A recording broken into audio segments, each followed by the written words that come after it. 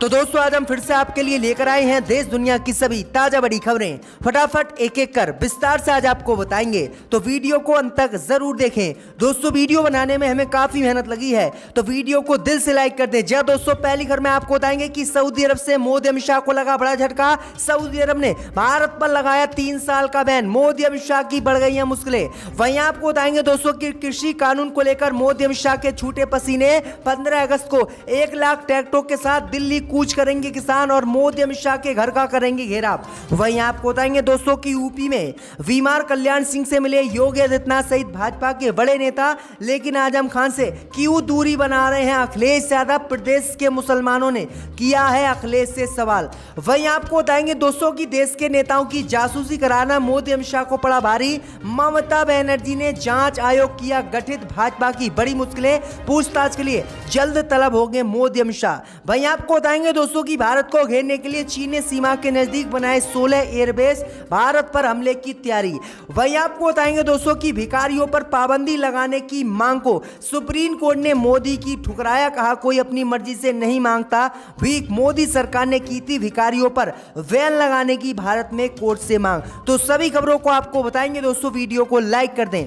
इसी बीच पर तो दोस्तों अगली खबर की ओर, तो सऊदी अरब ने मोदी अमित शाह को दिया बड़ा झटका। भारत पर लगाया सऊदी ने बैन। जहां दोस्तों आपको बता दें ये बड़ी खबर सामने निकल कर आई दोस्तों कि सऊदी अरब से मोदी अमित शाह को बड़ा झटका लगा है। सऊदी अरब ने अपने नागरिकों को चेतावनी देते हुए भारत जाने के लिए मना कर दिया है। सऊदी अरब ने अपने नागरिकों को चेतावनी दी है कि अगर उन्होंने कोरोना वायरस की रेड लिस्ट में शामिल देशों की यात्रा की तो उन्हें 3 साल के लिए यात्रा करने पर प्रतिबंध लगाया जाएगा। सऊदी अरब ने यह चेतावनी कोरोना वायरस के नए वेरिएंट के फैलने के बाद उसके प्रसार पर काबू पाने के मकसद से दी है। ऐसे सऊदी अरब नागरिकों के खिलाफ कानूनी कार्रवाई भी की जाएगी। रेड लिस्ट में शामिल देशों में भारत, पाकिस्तान, संयुक्त अरब अमीरात आदि देशों को शामिल कर रखा है, जिसके बाद मोदी अमित शाह को यह बड़ा झटका लगा है। सऊदी अरब ने भारत सहित इन 3-4 देशों पर प्रतिबंध भी लगा दिया है, तो सऊदी अरब के अब नागरिक भारत नहीं आ सकेंगे। इसी बीच पर तो दोस्तों अगली खबर की ओर, तो कृषि कानून ने बढ़ा दी मोदी अमित शाह की मुश्किलें। 15 अगस्त को 1 लाख किसान ट्रैक्टर से दिल्ली करेंगे कूच। जी दोस्तों आपको बता दें कि केंद्र सरकार जब तक तीनों कृषि कानूनों को वापस नहीं लेती, किसानों का आंदोलन जारी रहेगा और इसे तेज करने के लिए किसान संगठनों के साथ मिशन यूपी व उत्तराखंड चलाया जाएगा। ये बात राकेश टिकैत ने की है। राकेश टिकैत ने ऐलान किया है कि 15 अगस्त को किसान ट्रैक्टर से दिल्ली कूच करेंगे और दिल्ली के बॉर्डर पर जाकर वहां पर ठहरेंगे और मोदी सरकार के खिलाफ आंदोलन को तेज करेंगे।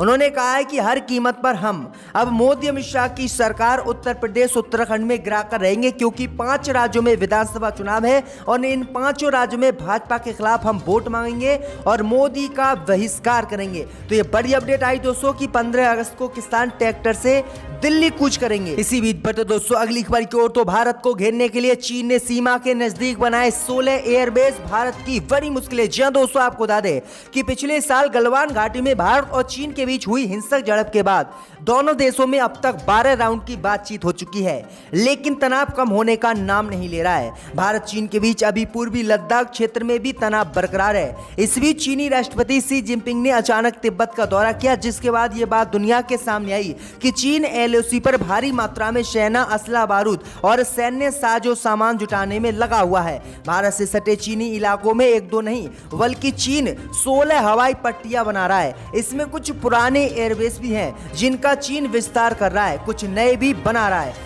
इन एयरबेसों की दूरी भारत की सीमा से चंद है, जिसके बाद भारत को घेरने की तैयारी में चीन जुट गया है और भारत को घेरने के लिए 16 नए एयरबेस चीन सीमा पर बना रहा है, जिससे भारत पर हमला कर सके, क्योंकि भारत के नजदीकी ये जो बनाए जा रहे हैं। तो ये बड़ी अपडेट आ रही दोस्तों कि मोदी अमित शाह की मुश्किलें बढ़ गई हैं, चीन लगातार भारत को घेर रहा है। इसी बीच पर तो दोस्तों अगली खबर की ओर, तो ममता बनर्जी की जासूसी कराना मोदी अमित शाह को पड़ा भारी। जांच आयोग ने केंद्र की बढ़ा दी मुश्किलें। दोस्तों आपको बता दें कि पश्चिम बंगाल सरकार ने इजराइल के सॉफ्टवेयर के जरिए फोन की जासूसी के मामले में एक जांच आयोग का गठन किया है।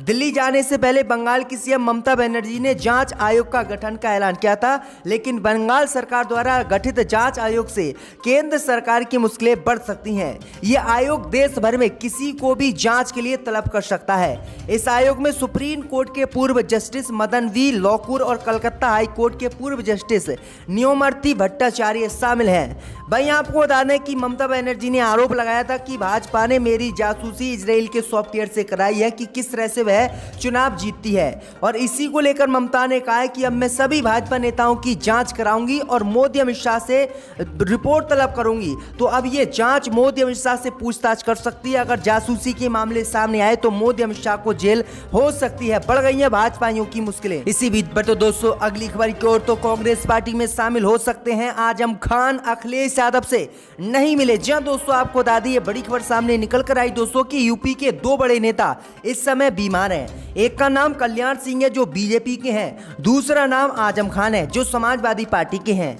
लेकिन दोनों में बड़ा अंतर है। एक तरफ तो पूरी बीजेपी बीमार कल्याण सिंह के साथ खड़ी दिखती है। बीजेपी के बड़े बड़े नेता, चाहे वो खुद सीएम योगी आदित्यनाथ हो या फिर रक्षा मंत्री राजनाथ सिंह हो या फिर संगठन मंत्री वीएल संतोष हो, सब नकलों में कल्याण सिंह से अस्पताल में मिलते रहते हैं। तो वहीं दूसरी ओर समाजवादी पार्टी के संस्थापक सदस्यों में से एक और मुलायम के बाद सबसे कद्दावर नेता माने जाने वाले आजम खान से मिलने सपा का कोई नेता नहीं पहुंचा है। और अखिलेश पहुंचे भी तो उनकी कोई तस्वीर आजम खान के साथ मीडिया में नहीं दिखी।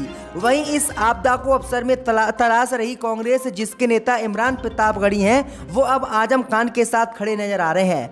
आखिरकार उन्होंने कहा है कि जब पूरी बीजेपी कल्याण सिंह के समर्थन में अस्पताल में बार बार मिलने जा रही है, आखिरकार आजम खान साहब से कोई भी समाजवादी पार्टी का बड़ा नेता क्यों मिलने नहीं गया है? क्या समाजवादी पार्टी के लिए जो आजम खान ने काम किए थे, जेल गए थे, क्या वो सब भूल गए हैं अखिलेश यादव या फिर समाजवादी पार्टी के नेता? वहीं इमरान प्रतापगढ़ी ने कहा है कि वह कांग्रेस पार्टी में ज्वाइन आए और समाजवादी पार्टी को छोड़ दे। तो बुरी तरह से फंस गई है कि उत्तर प्रदेश में समाजवादी पार्टी, और मुस्लिम वोटरों का भी यही कहना है कि उन्हें समाजवादी पार्टी को छोड़ना चाहिए। इसी बीच बट दोस्तों अगली खबर की ओर, तो भिखारियों पर पाबंदी लगाने की मोदी सरकार ने सुप्रीम कोर्ट से मांग। जी हां दोस्तों, आपको बता दें कि सुप्रीम कोर्ट से केंद्र की मोदी सरकार ने मांग की कि जो सड़कों और देश में भिखारी भीख मांगते हैं, इन पर पाबंदी लगाई जाए। वहीं आपको बता दें कि सुप्रीम कोर्ट ने केंद्र की मोदी सरकार की इस मांग को ठुकरा दिया है और कड़ी फटकार लगाई है। सुप्रीम कोर्ट ने कहा है कि भीख मांगना सामाजिक और आर्थिक समस्या है और रोजगार और शिक्षा के अभाव में कुछ लोग अपनी बुनियादी जरूरतों को पूरा करने के लिए भीख मांगने पर मजबूर देश में होते हैं। सुप्रीम कोर्ट ने कहा है कि वह अभी जातीय नजरिया नहीं अपनाएगा और सड़कों पर भीख मांगने वाले लोगों को बिल्कुल भी इन पर बैन नहीं लगाएगा, क्योंकि ये लोग रोजगार और अन्य समस्याओं के कारण ही मजबूरी में भीख मांगते हैं। तो किस तरह से अब देश के भिखारियों पर भी बैन मोदी सरकार लगाना चाहती है और कितनी नीचे सरकार गिर गई है, इसकी आप कल्पना भी नहीं कर सकते। अब भिखारियों पर बैन लगाना चाहती है मोदी सरकार देश में। इसी बीच बट दोस्तों अगली खबर की ओर, तो अब उत्तर प्रदेश में ब्राह्मणों को साधने के लिए असदुद्दीन ओवैसी करेंगे सम्मेलन। जी दोस्तों, आपको बता दें कि यूपी में इन दोनों जातियों के नाम पर सम्मेलन की सियासत जोरों पर चल रही है।